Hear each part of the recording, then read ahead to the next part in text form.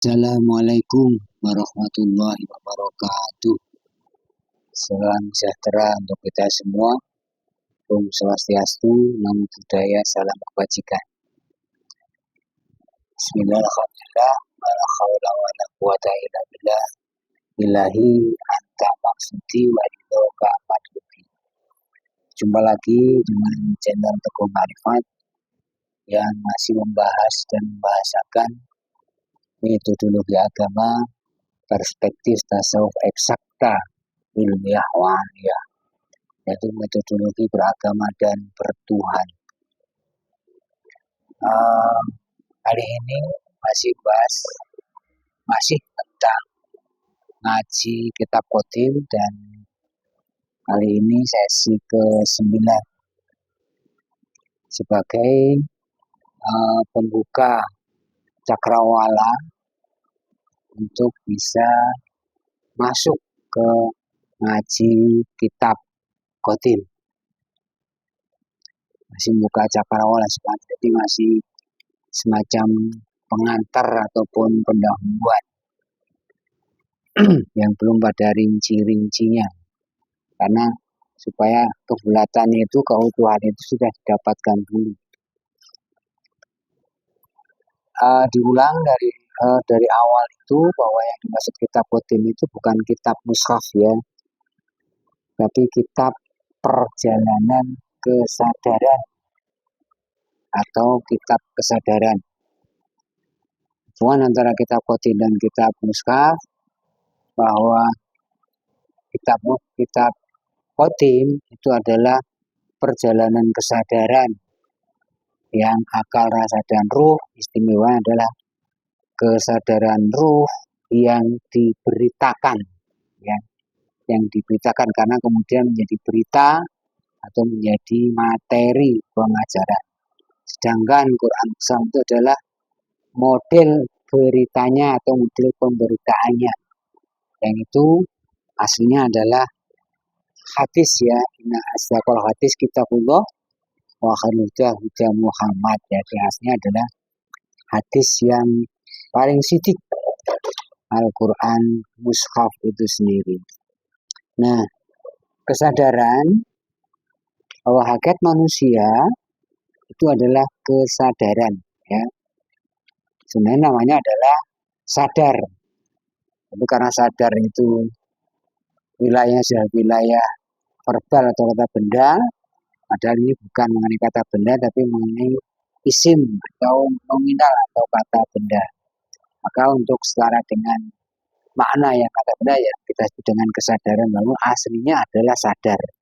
Karena sadar itu alih bahasa dan sekaligus alih makna dari kata sodrun atau soder, sodrun atau soder atau sadrun, atau bisa sod bisa sin. Kalau sod yang sodron, sodrun, sama sudur. Sudur itu adalah ini kompleksitas kesadaran, bukan sekedar dada. Jadi kalau sudur itu bisa berarti luas visudurnas, itu sebenarnya adalah aslinya adalah kesadaran. Kesadaran yang ada pada kesadaran manusia.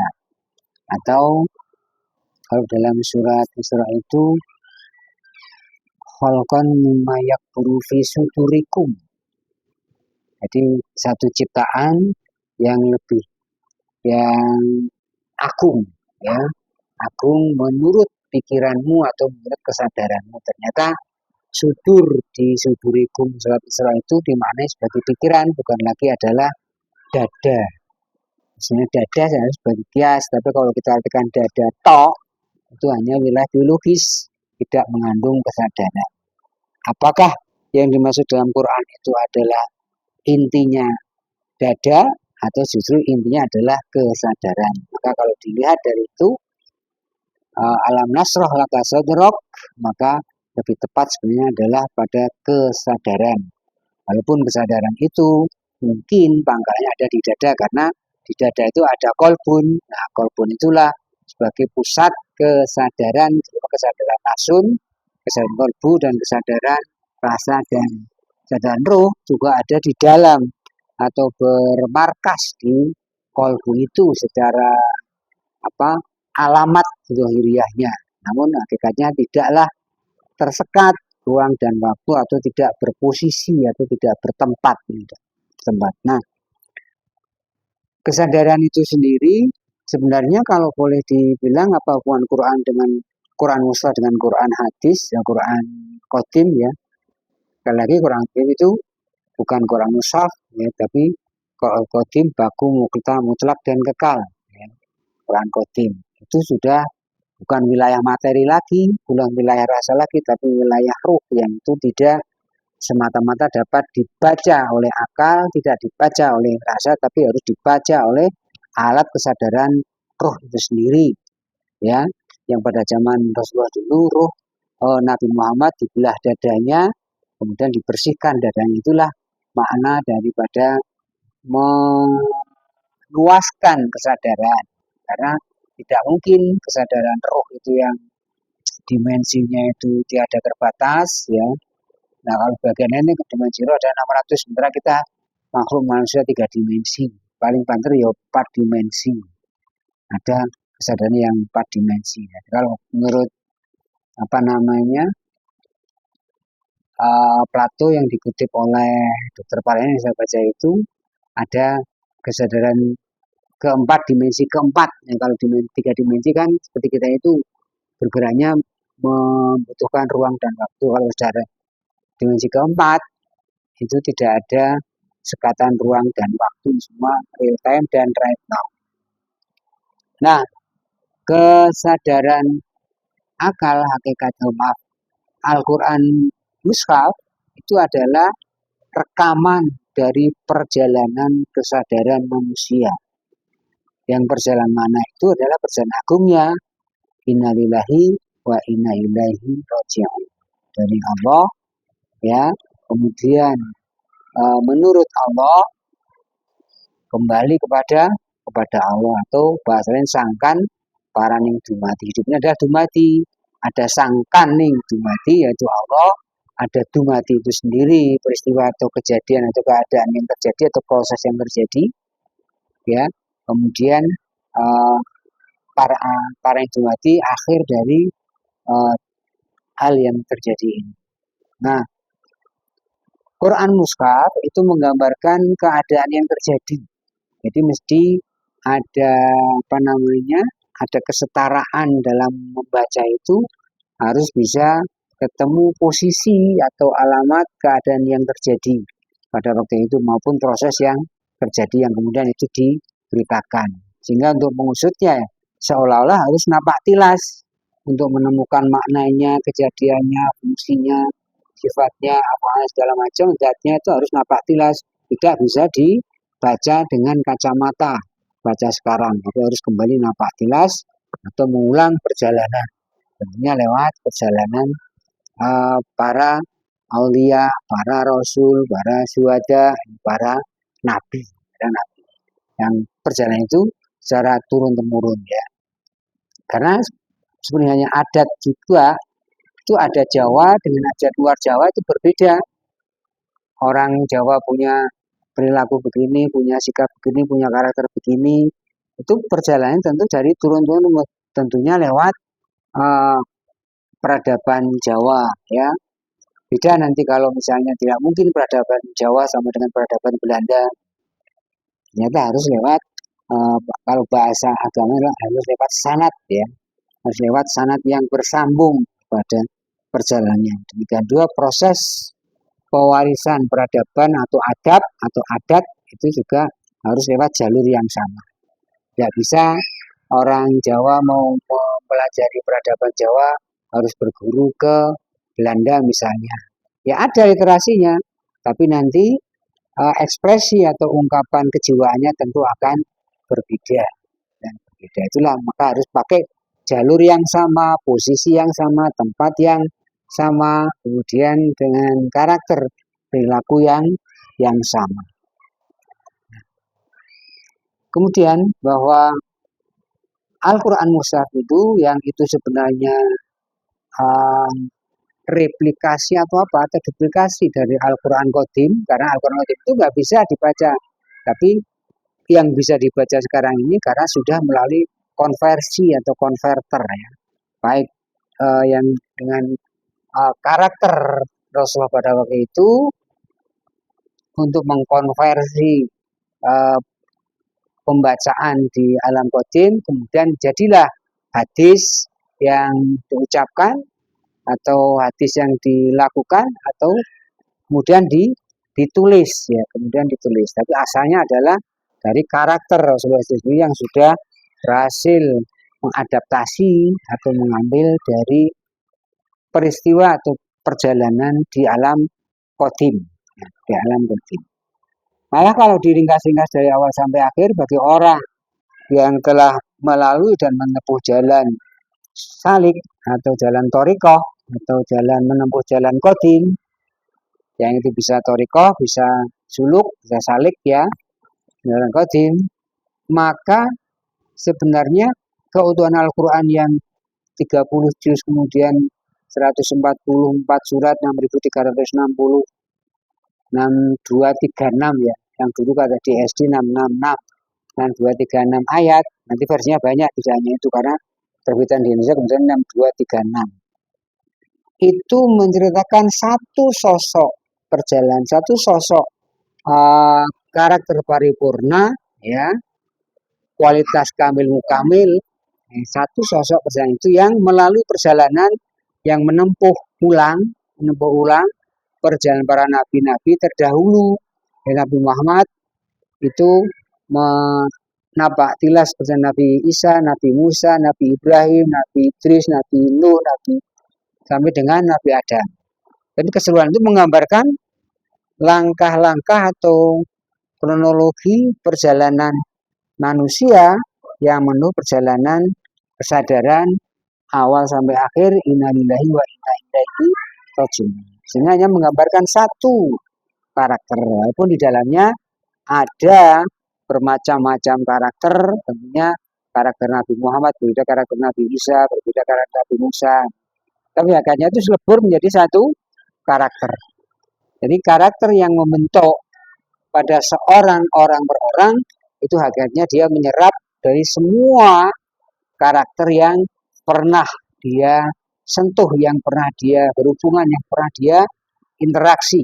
Apakah itu karakter manusia dari mulai Nabi Adam sampai dengan Nabi Muhammad, apakah itu karakter hewan, karakter tumbuhan, karakter alam fisika dan lain sebagainya. Itulah bentuk karakter. Nanti salah satu dari itu menjadi yang pemimpin karakternya. Jadi satu karakter yang itu variabel sub karakternya, sub sekian karakter itu sekian banyak itu. Tapi hakikatnya adalah mengkisahkan atau menjabarkan, mengurai tentang satu karakter, yaitu karakter yang kamil mukamil, karakter yang paripurna, yang itu menjelajahi dari karakter-karakter pendahulunya, karakter-karakter leluhurnya, itu sehingga bentuk karakter yang sekarang ini. Itu hakikatnya satu Quran itu satu karakter sebenarnya, satu karakter. Nah itu kitab karakter, kalau begitu dibagi ringkasnya menjadi kitab kesadaran, kitab kesadaran, kemudian kitab karakter ya, disebut kira satu karakter, satu model kesadaran yang itu berhadapan atau menyerap dari karakter-karakter yang lain, berhadapan dengan karakter Fir'aun, berhadap karakter Namrud, berhadap karakter Jalut pada zaman Talut ya, kemudian berhadap karakter Abu Lahab, Abu Jahal dan sebagainya. Itu karakter-karakter yang memperkaya karakter seorang Muhammad Rasulullah Shallallahu Alaihi Wasallam pada waktu itu. Dan itu menjadi tuntunan panutan bagi siapapun yang ingin menempuh perjalanan, terutama adalah perjalanan qadim, yaitu perjalanan akhirat yang ada di balik perjalanan dunia, jalan dunia. Nah, hanya satu karakter. Dan kalau boleh diringkas lagi, sebenarnya karakter yang itu karakter sudah sempurna. Jadi karakter sudah liqa Allah, sudah berjumpa dengan Allah. Jadi karakter paripurna ya. Kalau dilihat kronologisnya ada syariat, thariqah, hakikat, ma'rifat, atau kalau kurikulum pengajaran agama yang disertasikan kepada Nabi Muhammad oleh Jibril, ada Islam, iman, ihsan, sa'ah. Sebenarnya utamanya pada karakter sa'ah itu, namun melalui proses Islam, iman, ihsan, kemudian kulminasinya adalah sa'ah. Demikian juga tarekat, syariat, tarekat hakikat marifat, kulminasinya adalah ma'rifat, ya, ma'rifat. Jadi sebenarnya hanya menggambarkan sampainya pada ma'rifat, sampainya pada sa'ah, ya, momentum bertemu dengan Allah, kembali kepada Allah, yang namanya bisa juga disebut dengan ayat Tuhan nafsul mutmainah, jiwa yang tenang, jiwa yang sudah kembali kepada kesempurnaan, ya, yang memenuhi standar yang maha sempurna. Jadi kalau dilihat sebenarnya keseluruhan itu menggambarkan itu, ya, menggambarkan. Nah, sebagai contoh aja, ketika alif lam mim dalikal kitabu, ya, dalika itulah, jadi bukan inilah, ya, itulah itu sesuatu yang ada pada pihak kedua atau mukhatab, itulah yang ada pada pihak kedua. Kalau yang bicara waktu itu adalah malaikat Jibril atau Allah, yang bicara adalah Allah, maka yang diajak bicara pihak keduanya adalah Nabi Muhammad. Yang pada Nabi Muhammad itulah Alkitab. Itulah. Jadi karakter yang ada pada Nabi Muhammad itu adalah Alkitab. Kesadaran paripurna yang ada pada Nabi Muhammad itulah Alkitab sebagai puncak hasil perjalanan paripurna yang menempuh perjalanan Islam, iman, ihsan, dan sa'ahnya ada di situ, atau syariat, tarekat, hakikat, marifat, bahasa lainnya yang itu seperti itu. Nah, itu pada kondisi puncaknya. Cuma puncak itu ada proses perjalanannya. Islam, iman, ihsan, sa'ah. Jadi kalau dilihat semua keseluruhan itu menggambarkan puncak perjalanannya. Namun tidak melupakan prosesnya, ya, secara hierarkis. Intinya kalau dibaca menurut kacamata pelaku torik, pelaku salik, pelaku perjalanan qadim, maka sebenarnya isinya itu adalah satu pencapaian puncak, ya, pencapaian puncak. Bisa disebut adalah itu puncaknya dan kesempurnaan dari situ. Nah, jadi inilah kitab perjalanan, ya, kitab perjalanan kesadaran. Namun karena kita itu pada waktu membaca itu sudah berada di bawah kekuasaan para kolonial yang berusaha mulai dari Romawi, kemudian sebelum Romawi nanti ada kolonial Assyria, kemudian Babilonia.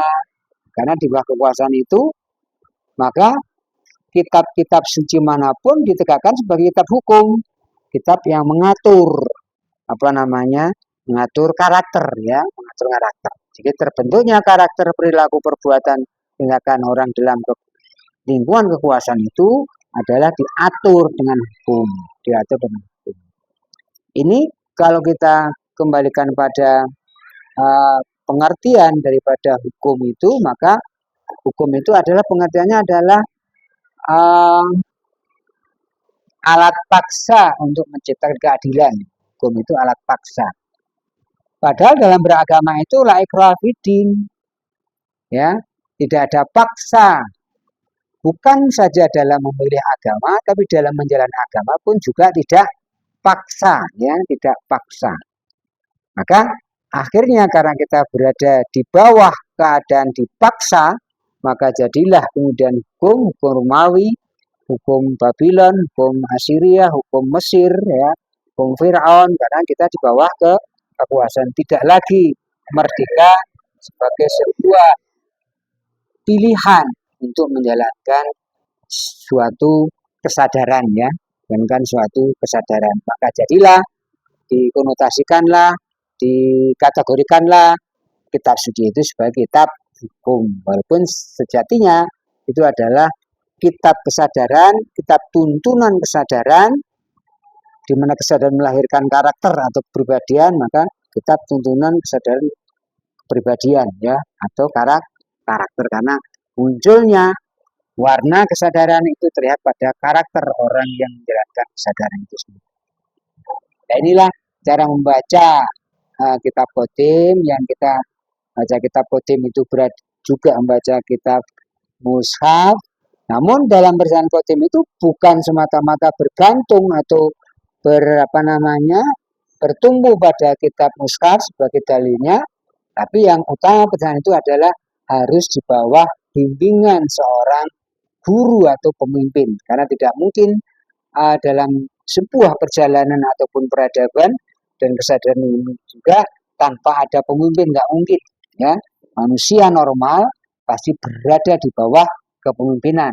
Kalau anak-anak dipimpin oleh orang tuanya, organisasi dipimpin oleh presidennya, oleh ketuanya dan lain sebagainya, nggak akan mungkin lepas dari keterpimpinan ya, keterpimpinan. Maka begitupun dalam bertuhan. Maka rumusnya adalah hati yang Allah wa itu Rasul wa ulil amri minkum. Jadi ada pemimpin di antara kalian, orang punya otoritas pemimpin di antara kalian, ya, sesuai dengan ranahnya atau wilayahnya. Kalau beragama ya dipimpin oleh Rasul pada zaman dahulu itu Nabi, yang sekarang adalah pewaris Nabi, ya. Kemudian nanti pada seorang salik atau torik, penempuh jalan toriko, maka pemimpinnya adalah waliyam mursyid atau wali mursyid. Untuk menempuh perjalanan qadim yang mutlak itu harus berada di bawah pimpinan atau panduan atau panutan seorang mursyid itu firm, ya. Jika juga karena model kehidupan yang lain di seluruhnya juga harus ada pemimpin. Di lingkungan rumah tangga ada pemimpinnya Pak RT, Pak RW naik lagi, kemudian Pak bisa dusun kalau di desa-desa ya, atau dukuh, lalu di atasnya ada lurah, ada camat, ada bupati wali kota, ada gubernur ya, kemudian ada presiden ya, ada presiden. Itu pemimpin-pemimpinnya nggak bisa lepas.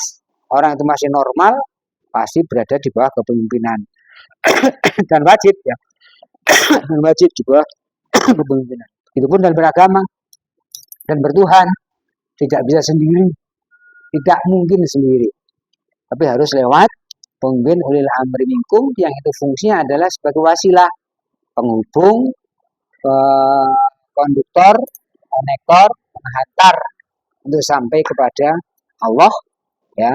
Karena berulang kali saya katakan surat Al-Masad itu tidak mungkin bagi Allah untuk manusia, Allah berkalam langsung pada manusia, nggak mungkin ya.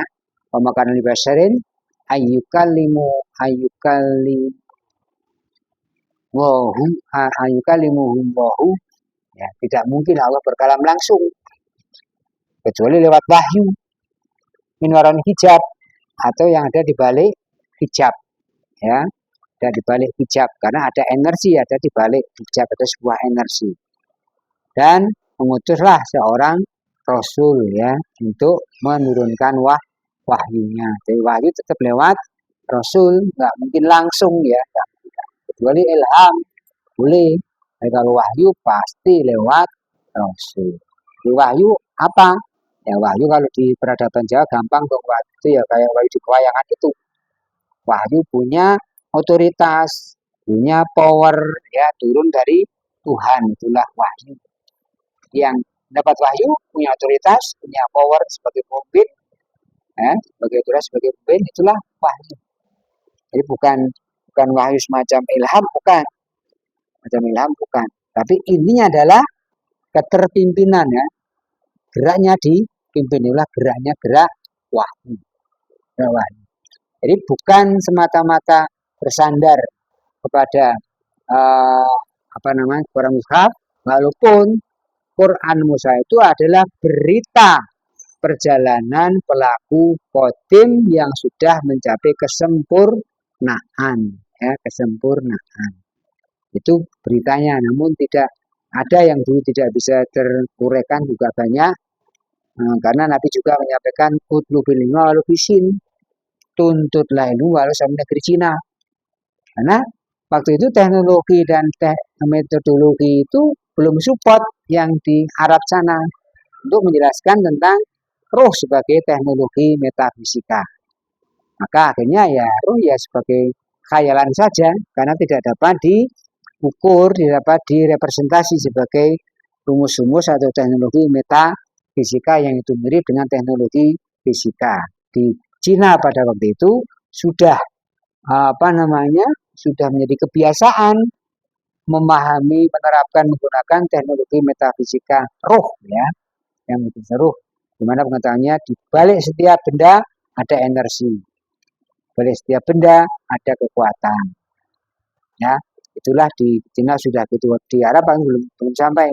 Ya, Rasulullah tidak sempat menerangkan, tidak bisa menerangkan karena tidak support baik metodologi, teknologi maupun teorinya belum bisa menjangkau sana. Nah, itulah gambarannya bahwa Al-Quran Qadim itu adalah perjalanan kesadaran dan bukan merupakan tulisan, dan cara menempuh jalannya tidak semata-mata, cara membacanya tidak semata-mata dari literasi yang itu basisnya adalah bisa kamus, bisa ensiklopedia, tapi membacanya harus mengikuti panduan seorang guru yang berwasilah, seorang pemimpin yang berwasilah, yang bersambung energinya, yang bersambung kesadarannya kepada kesadaran ruh, ya, pada kesadaran ruh. Hanya itu cara membacanya, bukan. Adapun nanti kemudian bisa diambilkan, bisa diselaraskan, bisa dicocokkan dengan narasi redaksi yang ada dalam Quran, itu adalah sebuah keniscayaan. Amin. Tidak semua dari membaca Quran tok itu bisa memahami Quran Qadim. Karena membaca Quran Qadim itu harus lewat cara mengikuti tunduk patuh kepada arahan panduan dari guru mursyid, yaitu guru wali yang mursyidah, yaitu guru warasatul anbiya, yaitu guru yang bersambung, yang berwasilah sambung kepada Allah, yang dibalik wasilah itu adalah ada sebuah energi, ya, energi atau sebuah strum, ya, semacam namanya adalah wailah, cuman wailah nggak terkenal, saya pun dapatkannya dari kulik-kulik itu baru ketemu. Soalnya hanya wasilah tok cukup. Wasilah itu hanya konduktor semacam kabel untuk bisa menyalakan alat perangkat elektronik itu harus ada strumnya. Jadi kabel dan strum merupakan satu. Nah, begitu cara membacanya kitab Qadim, ya, tentunya harus bagaimana guru menapak tilasi perjalanan para aulia, ya, yang dia mendapatkan saluran hikmah, saluran metodologi dari secara turun-temurun dari gurunya guru sampai dengan guru, sampai dengan Salman Al-Farisi, sampai dengan Abu Bakar, sampai dengan Rasulullah. Dan ada ketersambungan sanad bergurunya. Tanpa itu tidak akan bisa untuk menemukan perjalanan Qadim ini.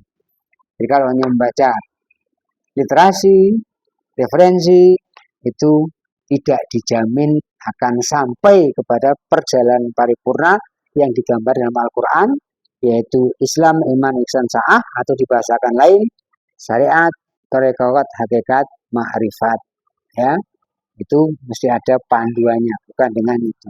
Sekali lagi bahwa membaca Quran Qadim, menapak tilas perjalanan kesadaran para aulia, para rasul, para nabi zaman dahulu harus dari bimbingan guru yang bersambung, ya, bersambung adab dan adatnya kepada guru yang bersambung pada guru sampai dengan guru Rasulullah, ya. Tadi saya contohkan, tidak mungkin dong seorang Jawa itu akan memperoleh kesadaran adat tentang Jawa kalau berguru dengan orang Belanda, ya, orang Belanda. Kecuali orang Belanda itu sudah menjadi orang Jawa, baru bisa harus berguru pada orang Jawa. Kok ada sisi-sisi adat yang tidak mungkin dipersamakan, walaupun itu bisa diterjemahkan. Dan misalnya saja, kalau nyuwun sewu bahasa Jawa itu sambil merendahkan badan serendah-rendahnya. Tapi kalau itu rumun saya terjemahan dari sorry, itu sambil bilang sorry, kaki di atas kepala pun masih sah-sah saja. Tapi kalau di Jawa, nyuwun sewu, jangankan kaki, kepala dongak saja itu sudah dianggap tidak adab atau tidak orang ngerti unggah-ungguh, orang ngerti tata krama. Itulah gambarannya, sehingga harus runut ya. Jawa diajari dalam budaya Jawa, dalam lingkungan Jawa oleh guru orang Jawa ya. Kalau mau mendalami tentang peradaban Jawa, tidak bila berguru tentang peradaban Jawa ke Belanda sana nggak akan bisa, karena sehari-harinya nggak akan bisa.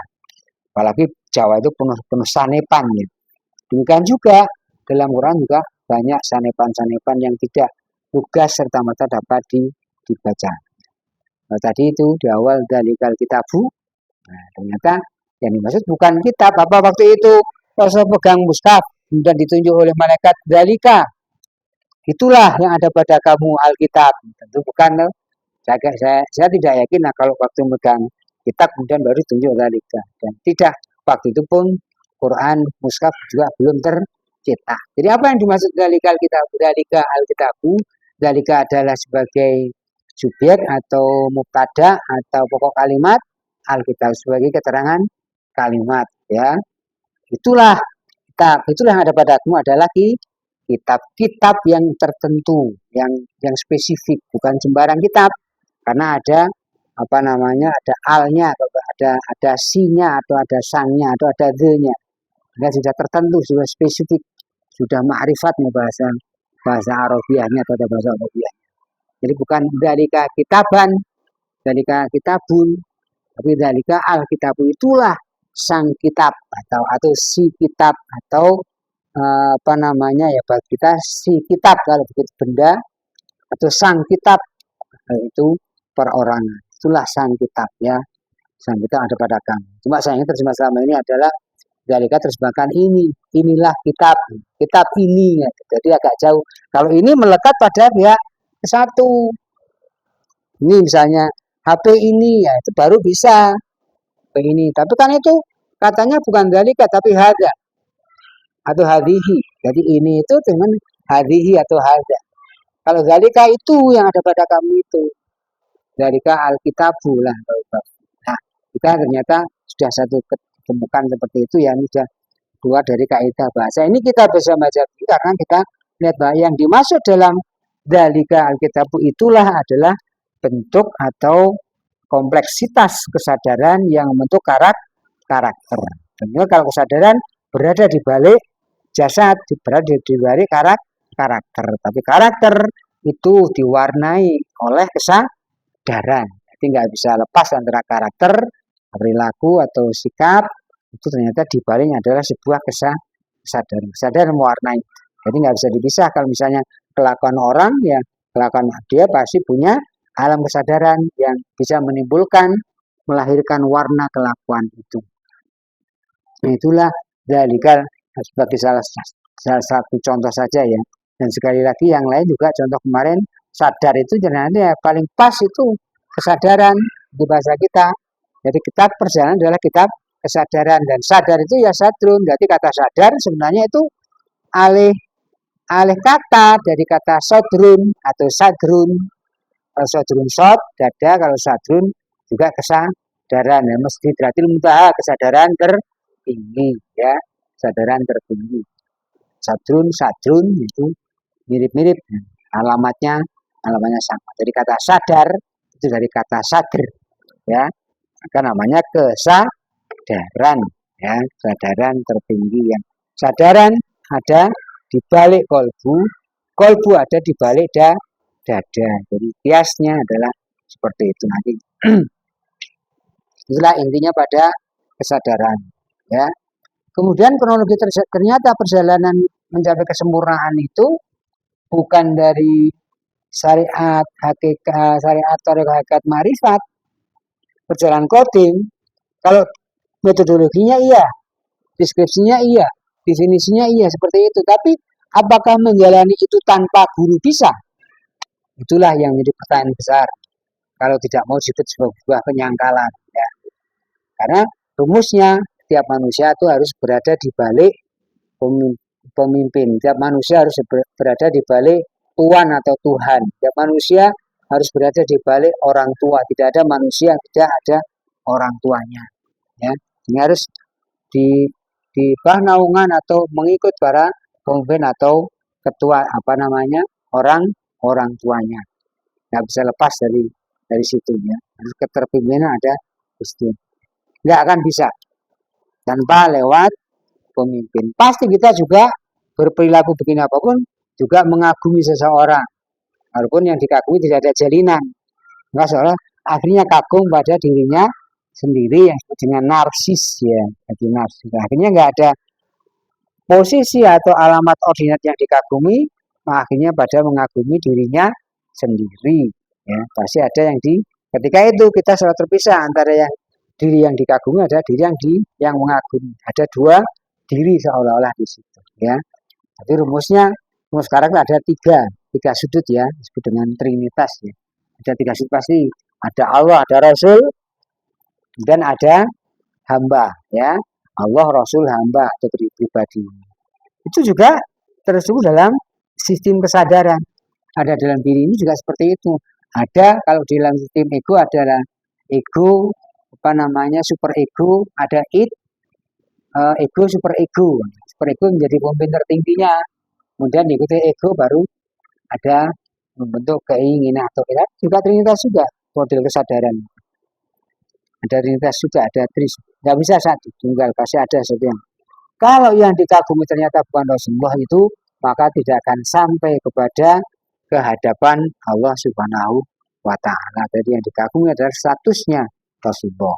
Ternyata perjalanan thariqah itu tidak semata-mata sesuai metodologinya, deskripsi metodologinya, definisi metodologinya, tapi tidak berangkat dari syariat, thariqah hakikat marifat, tapi justru perjalanan qadim atau perjalanan salik atau thariq itu dari makrifat dulu, baru melahirkan syariat bisa.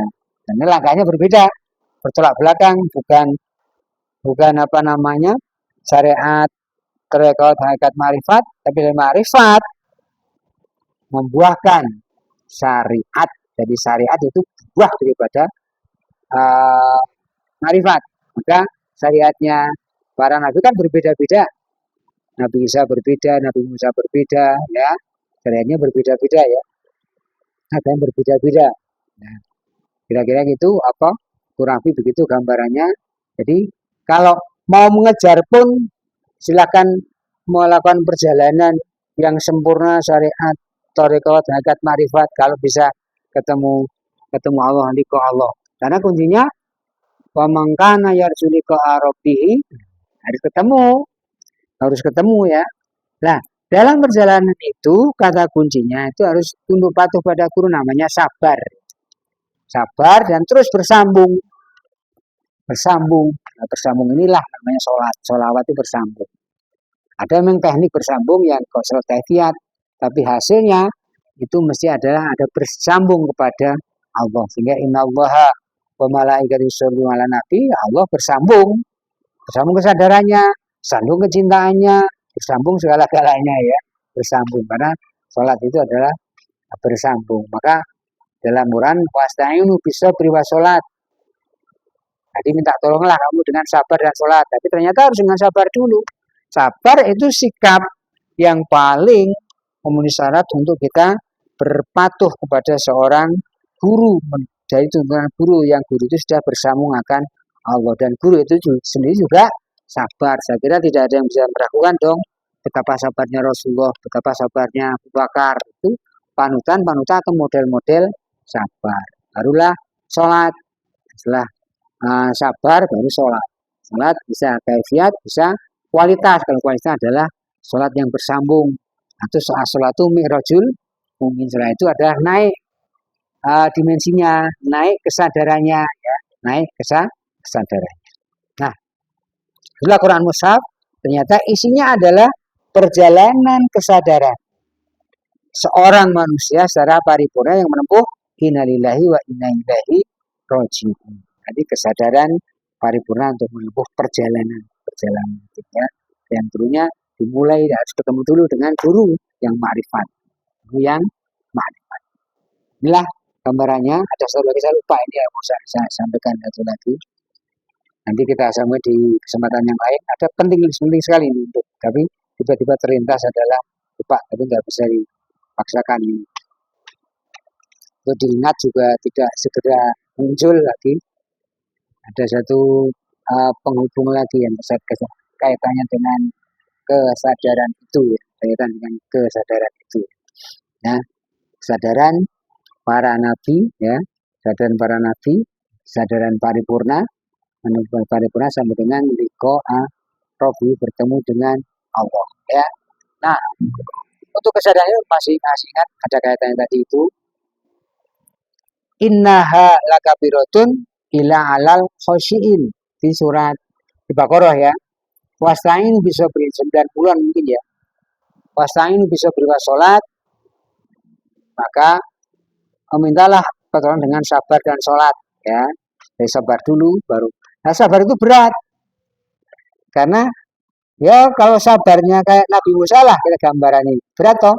Ketika diajari Nabi Khidir, beratnya seperti itu, bolak-balik protes enggak. Ya sabar kira-kira seperti itu. Wis kowe menunggu dengan nanti kowe ngomong wisane terus sambil aku kira-kira gitu. Ya wis, manut. Sabar, ya. Itu sabar itu berat. Ila alal khosyiin, kecuali orang yang khusyuk, orang yang fokus, ya, fokus, ya. Apa khusyuk? Apa khusyuk? Alladzina yadununa annahum mulaqu rabbihim. Orang yang menduga, yang menganggap dirinya bertemu dengan Allah. Jadi seolah-olah saya bertemu dengan Allah. Karena bertemu langsung nggak bisa, dohir dengan dohir nggak bisa. Tapi yang bertemu adalah dibalik dohirnya itu, ya. Langsung nggak bisa. Karena Nabi Musa ketika waktu itu sudah bertemu dengan Allah, masih minta, ya Allah tunjukkan dirimu supaya aku bisa melihatmu. Nggak bisa, saya. Jadi dengan mata indera nggak akan bisa bertemu, tapi dengan kesadaran bisa bertemu, ya. Jadi bertemu dalam kesadaran lewat kolbu, kan. Kalau kata Ali, ra'aitu rabbi bi qalbi, aku lihat Tuhanku dengan kolbu, bukan dengan mata, bukan dengan indera, bukan dengan indera. Itu berat. Kecuali orang yang khusyuk. Yang khusyuk apa? Orang yang merasa menganggap dirinya bertemu dengan Allah. Nah, itulah berat paripurnanya, ya.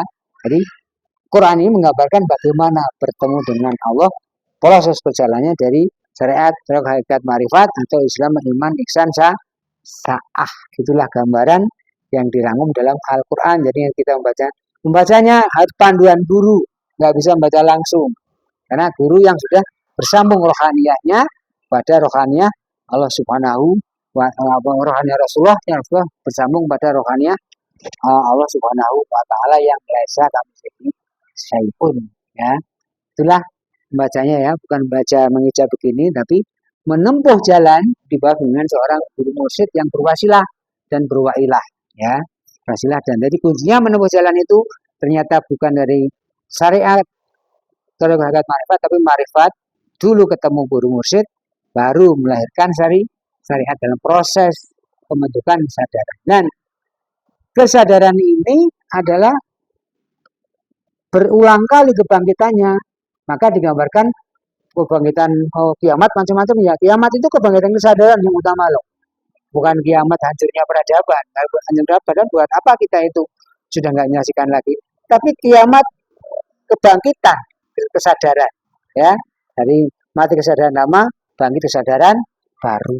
Maka nama-nama kiamat macam-macam, ya. Ada al-qiyamah, al-waqi'ah, ada al-haqqah, ada apalagi segala macam. Itu hakikatnya adalah bangkitnya kesadaran, ya.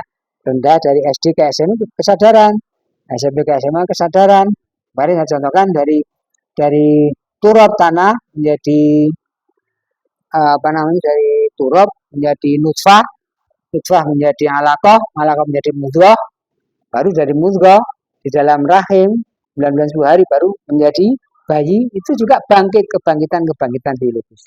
Nah, seperti itu juga kebangkitan kesadaran. Jadi kitab qadim adalah kitab perjalanan kesadaran, ya. Maka kalau kita bacalah, ya. Bacalah itu bisa membaca, bisa membangun, bisa mengkonstruksi kitab kesadaran yang ada pada dirimu, ya. Pada dirimu yang itu menjadi bulu-bulu Quran atau yang tikuanil hawa ila wahyu yang dibaca adalah kitab dalam dirimu, ya. Kan kitab misalnya kitab dalam diri. Kalau kita baca itu adalah kitab kesadaran yang ada pada diri yang untuk karakter. Demikian gambarannya rangkuman dari 1 sampai 9. Mudah bisa menjadi kawasan atau mungkin merubah wawasan, karena kita basisnya adalah praktek perjalanan coding, yaitu mengalami di bawah dengan seorang guru dari makrifat menjadi sama membuahkan atau menghasilkan syariat. Jadi bukan metodologinya syariat hakikat secara hakikat makrifat, tapi makrifat dulu ketemu guru baru melahirkan syariat. Satu langkah ya, ketemu guru yang berwasilah dan wahilah ya. Yang satunya adalah Rasulullah SAW. Demikian kurang lebihnya mohon dimaafkan bila yang saya maksudi. Waridho kama. Assalamualaikum warahmatullahi wabarakatuh.